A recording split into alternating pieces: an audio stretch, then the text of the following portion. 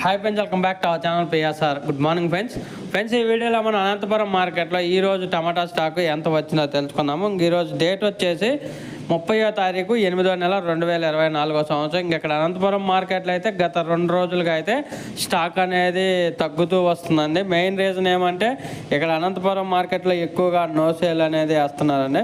Quality లేకపోతే no sale అని వేస్తున్నారు. దానివల్ల ఏమంటే వేరే మార్కెట్లకు అయితే షిఫ్ట్ అవుతున్నాయి కాయలు, అంటే కోలార్ కానివ్వండి, చింతామణి కానివ్వండి, ఈ మార్కెట్లకు అనేది వెళ్తున్నాయి. దానికి తోడు కొంతమంది రైతన్నులు అయితే అక్కడికి తీసుకెళ్ళి నో సేల్ ఎందుకు వేయాలని చెప్పేసి కాయలు కూడా కొయ్యటం ఆపేస్తున్నారు.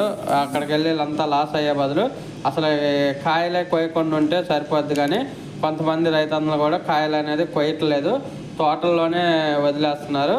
అలాగే ఇంకా వర్షం విషయానికి వస్తే అనంతపురం చుట్టుపక్కల అయితే వర్షం అయితే లేదండి. కాకపోతే వాతావరణ శాఖ అయితే ఈ 3 రోజుల్లో ఆంధ్రప్రదేశ్లో వర్షాలు అయితే పడే అవకాశం ఉందని చెబుతున్నారు. ఈ 31వ తారీఖు 2వ తారీఖు 3 రోజులు భారీ నుంచి అతి భారీ వర్షాలు పడే అవకాశం ఉందని చెబుతుంది వాతావరణ శాఖ. ఈరోజు ఓవరాల్ స్టాక్ చూసుకుంటే 2,03,000 బాక్సులు అండి. 2,03,000 బాక్సెస్ వచ్చాయి అనంతపురం మార్కెట్కి.